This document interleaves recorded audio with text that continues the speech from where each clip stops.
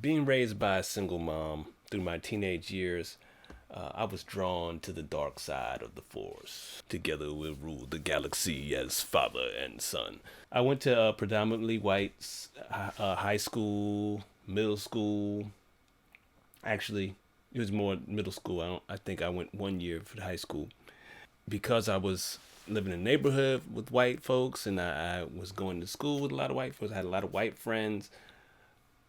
When I hung out with my black friends who didn't go to my school from my old neighborhood, I actually grew up in a middle class black neighborhood for much of my younger life. When I go back and hang out with them, we get into arguments, and I had a party one night. I had a whole bunch of friends over, and me and one of them got into an argument. He wanted to fight. I didn't want to fight. I just kind of thought it was funny. And I'll never forget what he said to me. He said, "You've been hanging out with these white boys too long, and that's why you won't fight me." That sticks out to me because he was basically tying his blackness to violence. You know, he was basically saying, because I was hanging out with white people, I didn't want to engage in violence. Like, white people don't engage in violence and black people do. I was probably about 15 at that point. And it really bothered me. That kind of stuff really bothered me. So at that point I had grown up in a pretty much predominantly white culture. So I hadn't been educated as to, you know, how a lot of my other friends were living in terms of culturally we were a bit different. So this got me to want to explore my black roots a little bit more. I started hanging out with more black folks. Told my mother I wanted to get out of private school and go to the public school because that's where all the black kids were. And the summer before that, I ended up finding a couple of kids close to my neighborhood. It was within a bike ride. You know, back in those days, we rode our bikes out of the neighborhood and stuff like that. So I ride miles and miles to go hang out in a different neighborhood. And that summer, I started smoking, drinking, chasing after women, well, girls, teenage girls, and ultimately uh, being a little bit promiscuous. Soon after that, I engaged in a little bit more harsh criminal behaviors. Criminal activity was, I did pretty much anything you can name absent of violent criminal behaviors. I was not a violent person, never engaged in violent criminal activity. Um, but, I had a couple of run ins with the law and run ins with other folks who were probably a little bit more street savvy than I was. A couple of times people had taken shots at me.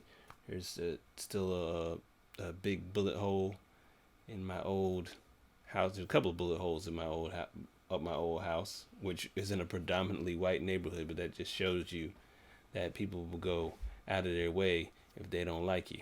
It just kind of made me sit back and realize I need to do something else. So I started to focus on music and creating music, and that got me to move to New York City. But what I realized is that, while music took me away from, whizzing bullets, I guess, it didn't really take me away from that mindset, that culture.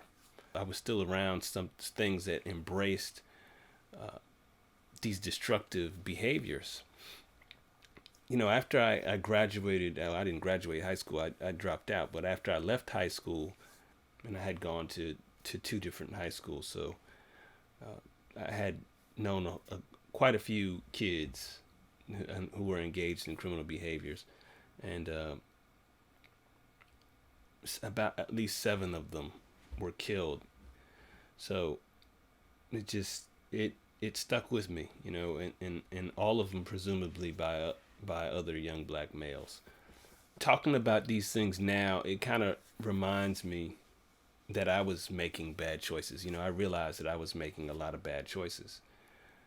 The problem is that now I want to point out the bad decisions of others, and I focus on the fact that they are bad decisions. For some reason, as a conservative, I get targeted for those things, because people want to attribute these actions to things other than culture. My whole entire goal is to make you consider culture. I wish you would go ahead and mess my life up. Can't let them get to me. And even though I always mess my life up, only I can mention me. Black intraracial crime, black on black crime, I prefer to call it intraracial black crime, is a discussion that seems to be taboo right now. We can't talk about it. We can't discuss it. Especially, you can't bring it up if you're talking about police brutality. That's you're asking for it if you bring it up in that situation. But even outside of that, bringing it up seems to be a problem these days. It seems to be something that no one wants to discuss. Just how taboo is this topic? And I think the issue is that many people have a psychological response. It hurts them. It's not something that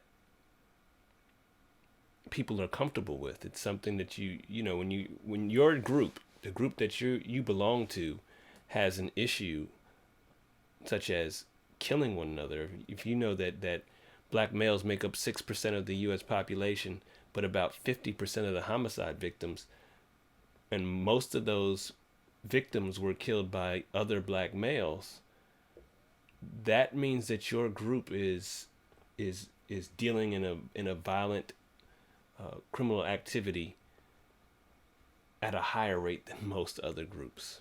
I understand how that could be something that if that's your group, you want your group to do better, but making excuses or making lies up to try and say that these things aren't occurring, to me, it's like denial.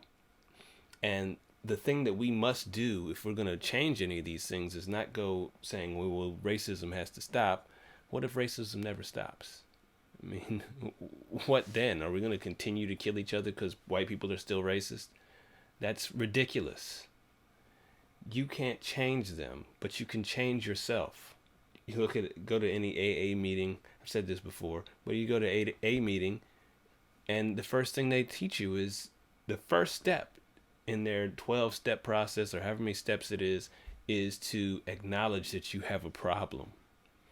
And if we're making up lies and saying that these things aren't occurring, then we haven't even got to the first step of fixing anything. If your first step is blame somebody else, you're going to continue to have problems. Even if some of these problems did start because of or due to some kind of racism in the past. You can't change that. All you can do is change you. You can change the steps that you take. The things that we talk about, the things that we discuss, have to be things that will motivate us towards greatness, motivate us to do something better, not motivate somebody else. This topic shouldn't be off limits. It was something we have to discuss more frequently, far more frequently, and I believe a lot more frequently than racism or race in America. It's just there's just too many things. And let me just get into the things that I see as issues dealing with criminality, or the behaviors that I engaged in myself, because that's what I know. Of course, there's a criminal behavior that should go without saying. We need to stop that, nip that in the bud right away.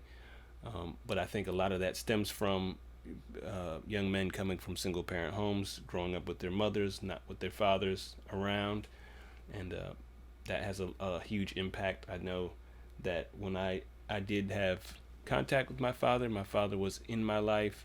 He didn't live with us, but when I went to visit him, I was a totally different guy.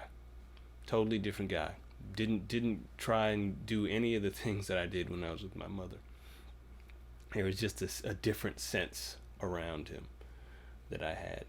I can't explain it, but I've heard other young men say the same thing when they're around their fathers.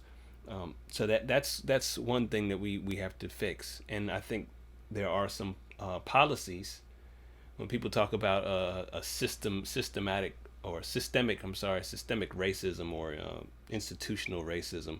The only thing I could ever point to and say, yeah, I agree, is the welfare system, or a system that encourages or subsidizes single parent homes, single mother homes. And I think that's what that system does, is basically encourages folks to raise kids by themselves, because if there's a father there, they don't get any of the benefits.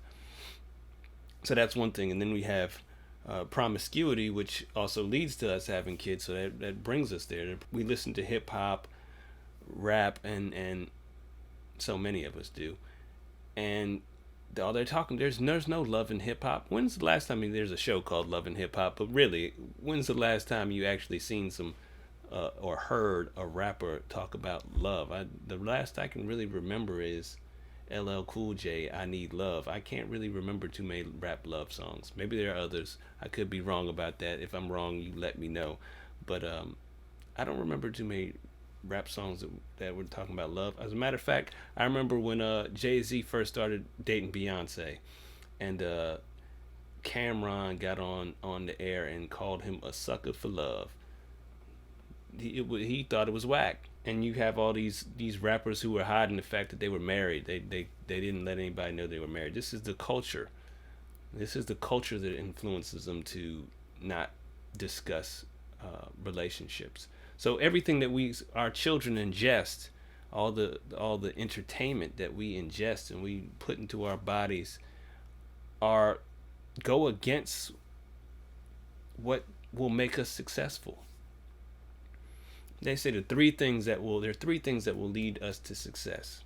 That's all you have to do, is three things. This came from liberal studies. I can't remember who came up with the study. The Brookings Institute, I believe, came up with this. But it's a formula. Obama talked about it. All you have to do is go to school, graduate high school, right? That's one, graduate high school. Two, don't have kids until you're married. And three, get yourself a full-time job. If you can do those three things, you're almost guaranteed not to live in poverty. Guaranteed. Policy-wise, I am for legalization of drugs, pretty much all drugs, because I think criminalizing them sends too many people to prison. Now, a lot of people argue that that's the reason why there aren't more black fathers, because all the black men are in jail. I don't believe that at all. And furthermore, if you're in a relationship with a criminal having kids, you're still making a bad decision. So again, my whole thing is good decisions. And also, there's still a lot of black young men who are not in prison, so who are having children and aren't with their women and aren't in prison. You can't use that as just the only excuse, but I would say that it would help if black males weren't going to prison. So maybe doing something with the law, but again, I think if you repair the black family, I don't think that this criminal behavior would be so much of a problem, or the drug use and everything else. All those things subside if you look at kids who grow up in two-parent homes. They're less likely to engage in drug use. They're less likely to do poorly in school. They're less likely to end up in prison. So all those things would be greatly benefited if we fix the family issue. The other thing is, when you're talking about drugs, a lot of people think that criminals or people who are selling drugs do it to feed their family. Now, maybe this is just me, but I grew up around a lot of crack dealers. A lot of my friends sold crack when I was in high school. None of them had kids. They were all young, and not until later did they have kids. They were teenagers out there selling drugs. Nobody did it to feed their family. A lot of them had enough money to get by. Their parents were buying them polos. As a matter of fact, when I was driving through this project community when I was young, I remember saying to my mom, now I lived in a middle class neighborhood, I say to my mom, the kids here have Jordans and polos. they're poor. How come I can't have Jordans and polos? She said to me, maybe that's why they're poor, because their mom keep spending money on that crap. You're not getting it. But the reason I bring that up is because these kids did not have to sell drugs. They just didn't. They did it because it was cool. It was peer pressure. Because a lot of this shit happens because of peer pressure. Excuse my language. We just got to stop it. I mean, we have to talk about the fact that there's not always an excuse except for people making bad choices, and it's a cult. It's become part of the culture. Just look at hip hop. It is the culture. It's intertwined into. It's going to be hard to remove these things out of the culture right now because they are just so hardwired into the culture. That's pretty much it to sum it up. I just wanted to talk about why these things aren't up for discussion and the fact that we need to discuss them more. We need to consider other things. There are other reasons for why these things are happening. People are making poor decisions. We got to consider culture. Appreciate it. I wish I would go ahead and mess my life up. Can't let them get to me. And even though I always mess my life up, only I can mention me. Wish I would go ahead and mess my life up. Can't let them get to me. And even though I always mess my life up, only I can mention me. And I've been waiting for a minute.